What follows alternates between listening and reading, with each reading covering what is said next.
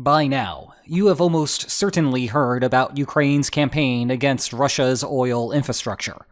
It became a recurring story at the start of the year, and seemingly as the Russian presidential election came onto the horizon, which is about right now on the timeline, Ukraine's pace absolutely exploded.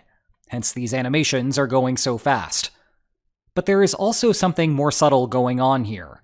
Although obtaining precise data on Russian trade flows is next to impossible at the moment, as a rough estimate, about half of Russia's oil export revenue comes from crude. That's the natural stuff that comes out of the ground.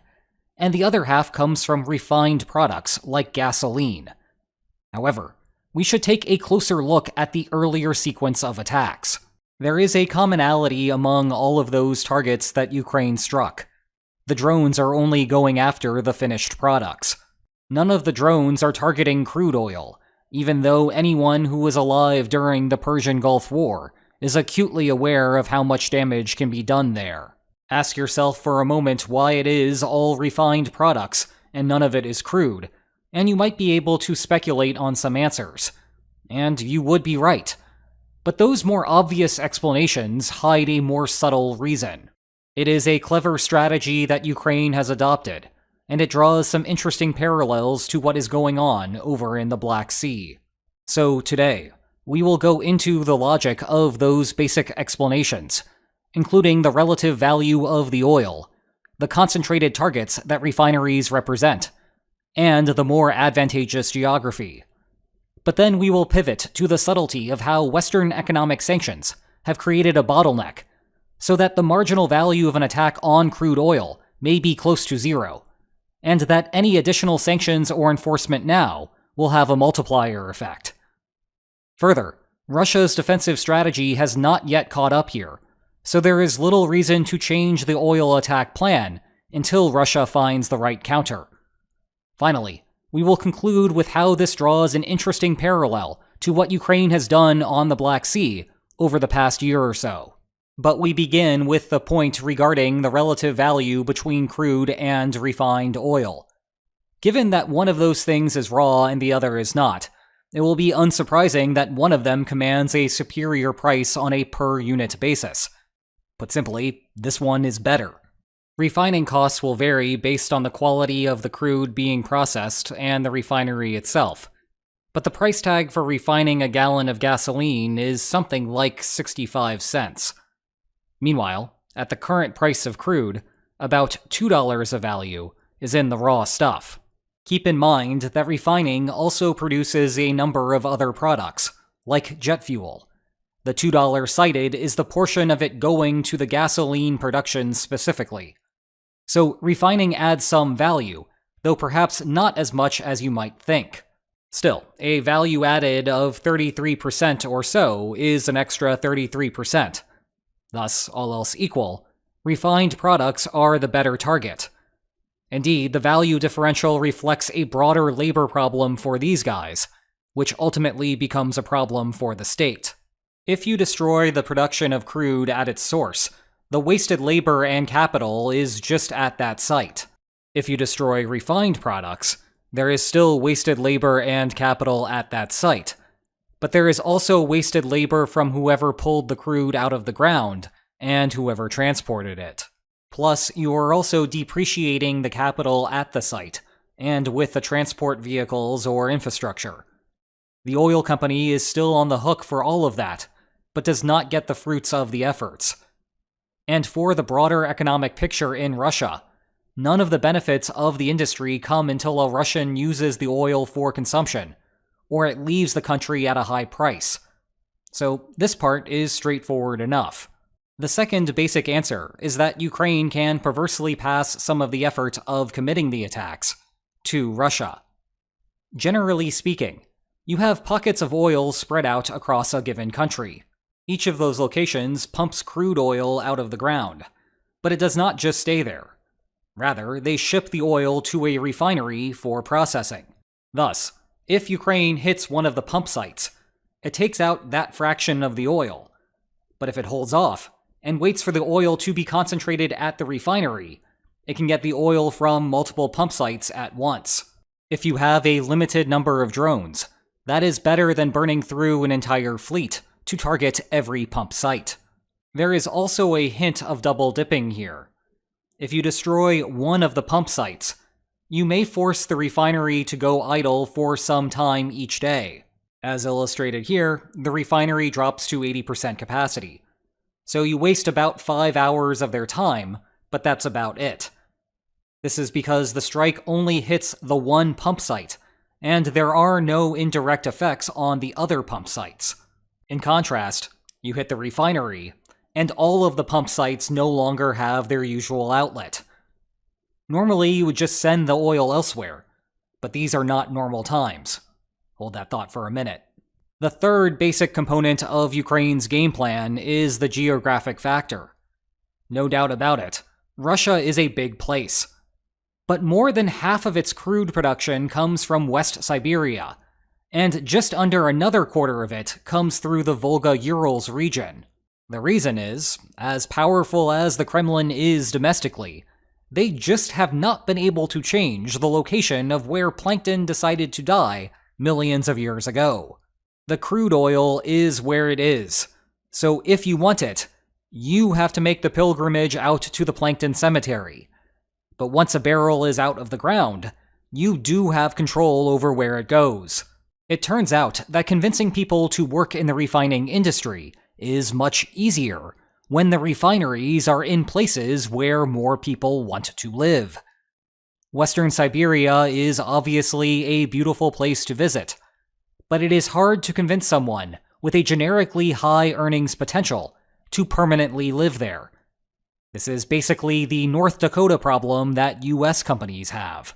The GDP per capita there falls between California and Connecticut, and it's all because of a wage premium to convince oil workers to stay there. So if it is possible to shift locations, you might save a ton of money. As a result, Russia's refineries tended to drift west, which is convenient because that is also where the bulk of end consumers are. Inconveniently for Russia, however, the hiring economics also meant that Russia's refineries tended to be closer to Ukraine. Shorter flight times mean fewer opportunities for Russia to intercept the drones, and yet another reason for Ukraine to target refineries instead of crude sites. Okay, that is the basic stuff. Now I want to pivot to the interesting facet of Ukraine's strategy, and why I wanted to make this video: the bottleneck from sanctions and ships. Let's go back to that abstraction of crude oil and refineries. It turns out that Russia has way more crude oil than refineries to process it. You can blame those silly plankton for dying in a country whose relative advantage was not in the technical field of refining. So some crude barrels were staying domestic, but a whole bunch of them were being shipped abroad. Way back when, it was the economically savvy thing to do in a world with open markets. But then Russia invaded Ukraine, and many Western countries began turning away Russian crude. This is why you hear so much about India and China picking up the slack. However, the problem here is that the world has only so many tankers. Put simply, the market was not designed to accommodate Russia dispersing oil all over the world, and then for many of those locations to want to disperse refined oil elsewhere. To make matters worse, we have a confluence of disruptions to shipping. Drought limiting the number of ships that can cross through the Panama Canal, and Houthi drones cutting the Suez Canal's traffic in half. Now, it is hard to get confirmation of any of this, and we can thank the fog of war for that. Nevertheless, it appears right now that the main bottleneck that Russia is facing with its oil industry is in shipping the crude. Side note here. This is why we should be skeptical of any suggestions that Russia is somehow behind the Houthi attacks, even if we have discussed before how Russia's influx of cash to Iran has made increased support to the Houthis feasible. But that is a negative side effect of the purchase of drones, not a benefit to Moscow. Anyway, the last important piece of the puzzle here is the price cap imposed by the West. Although Russia has managed to consistently sell crude above the cap since the summer of 2023, the whole process is allowing its partners to negotiate below market prices.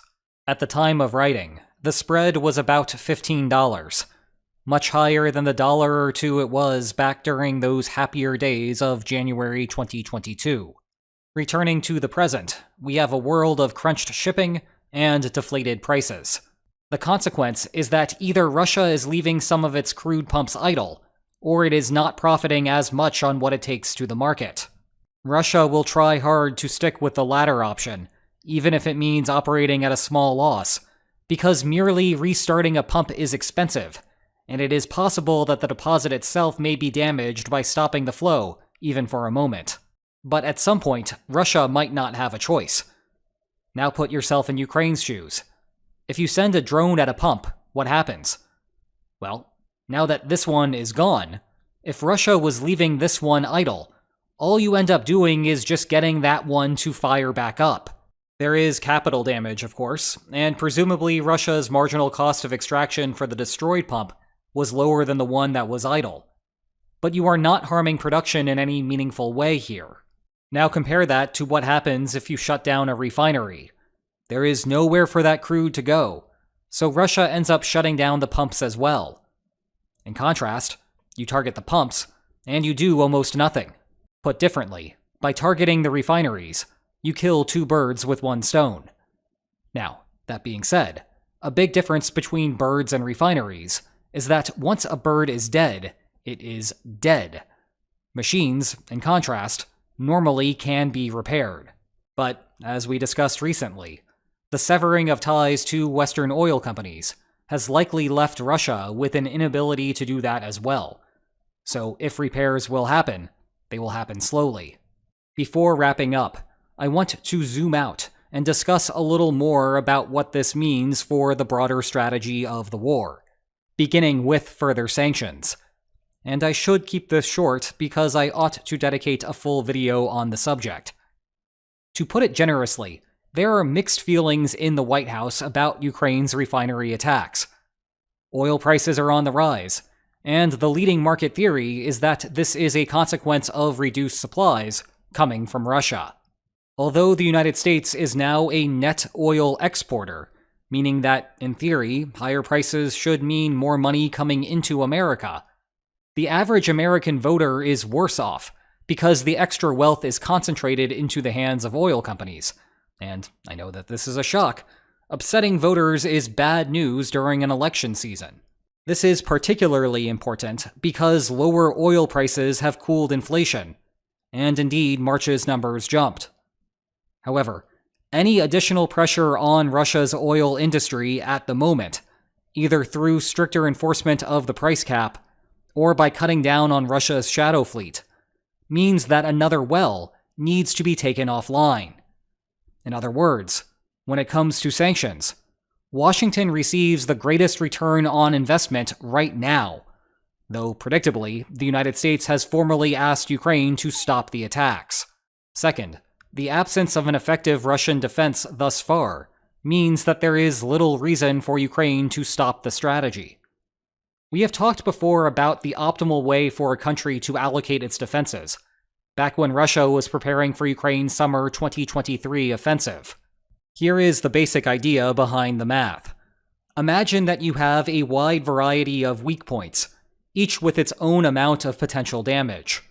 Then you should begin assigning your defensive resources to your biggest vulnerability until the danger there matches the second biggest vulnerability. Then you allocate more resources between those two until they equate with the third biggest vulnerability. Then you allocate more resources among those three until they equate with the fourth, and so forth. In the context of the oil situation, with refineries being more vulnerable, Russia should be allocating the defenses there and not to the pump sites. Now, it goes without saying that a keyboard warrior such as myself does not actually see what Russia is doing with its defenses. But given how Ukraine keeps racking up the successes with refineries, it is clear that Russia is still nowhere near evening out the dangers. even as the Kremlin has started moving anti-aircraft systems to the facilities. In turn, Ukraine has no reason to change up its strategy until Russia makes the adjustment. I realize that is obvious and not some sort of brilliant insight, but it is worth describing what needs to happen with Russia's defenses before that changes. Finally, there is a nice parallel to draw with Ukraine's Black Sea strategy. If I asked you what two things that Ukraine is currently doing best, you would probably point away from the ground game and toward the refineries and toward the Black Sea. The latter, of course, is the result of sunken ships and a Russian fleet staying away from the sea's western section. The thing that these two fronts have in common is fixed limits. With the ground war, when a Russian soldier is incapacitated, Russia can rapidly find a replacement, more or less. There will be some long-run political consequences in Moscow, to be sure, but the point is that the pool is large. With oil, export opportunities are comparatively limited, so destroying refineries leaves Russia without a clear substitution strategy. But this type of problem is most acute on the Black Sea. The Montreux Convention, named for the Swiss city in which it was signed, prohibits warships from passing through the Bosporus Strait in times of combat, and Turkey is making good on its enforcement right now. As a result, what Russia has in the Black Sea is what Russia will have in the Black Sea, more or less. And Ukraine has excelled in ticking down the counter of irreplaceable ships. Another thing that is irreplaceable is knowledge, and in particular the knowledge that you will gain from reading my books about the war. Check the video description for more information on them. And if you enjoyed this video, please like, share, and subscribe. And I will see you next time. Take care.